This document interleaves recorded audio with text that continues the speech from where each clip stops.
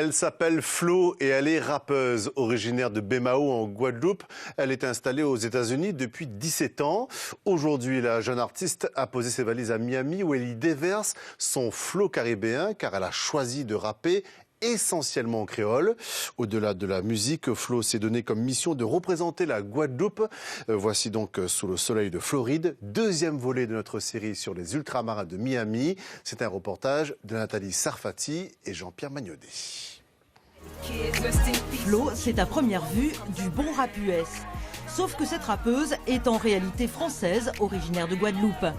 Elle est installée aux États-Unis depuis 17 ans et depuis plusieurs années à Miami. Son credo, la musique, mais pas seulement. Elle participe régulièrement à des programmes éducatifs. Ce jour-là, elle reçoit des jeunes au musée de l'héritage haïtien. L'occasion pour elle de parler des Antilles. Anybody knows Martinique? You ever heard of Martinique? Je suis ambassadrice de la Guadeloupe ici. Et effectivement, depuis 10 ans, je n'arrête pas de toujours faire redécouvrir la Guadeloupe, la Martinique, et pour montrer qu'effectivement, il y a d'autres endroits où on parle créole, où on partage cette même culture. Flo évoque le créole, les traditions, l'histoire d'Haïti. Le message passe bien, surtout quand il est chanté.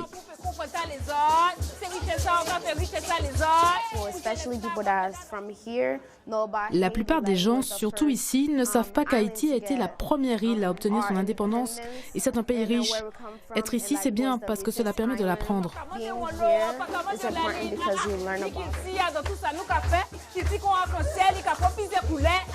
Vous leur donnez un livre à étudier et une seconde après, ils ont tout oublié. Mais quand ils sont face à Flo avec son hip-hop, son rap, ils se disent « Oh mon Dieu, j'ai appris des choses sur Haïti, sur la Guadeloupe et j'ai appris qu'ils parlent créole, comme sur d'autres îles. » Ils se rappellent de tout ça parce que c'est ludique. Flo parcourt les quartiers de Miami à la rencontre de la jeunesse. Elle n'arrête pas. Quelques jours plus tard, nous la retrouvons à Opaloka, dans le nord de Miami. Elle participe à un programme mis en place par Zoé Dolls pour les fillettes en surpoids. Cette association, qui veut redonner aux petites filles noires de l'estime de soi, est à l'initiative de Zoé, 11 ans, déjà une célébrité en Floride. Flo enseigne tellement de choses que probablement personne ne leur a jamais dites. J'adore ce qu'elle fait. C'est une fille géniale. Sa façon d'expliquer par la musique, c'est incroyable. Toutes ces activités ont façonné le message de Flo en tant que rappeuse. Dans quelques mois, elle sortira son premier album commercial, des titres en créole, en français et en anglais, aux influences caribéennes.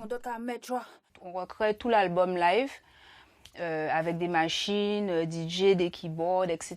Et on a des fois des musiciens, un tambouiller, un guitariste ou des choristes qui... Donc voilà, donc c'est une formule un petit peu différente. Le créole est un trait d'union ici à Miami.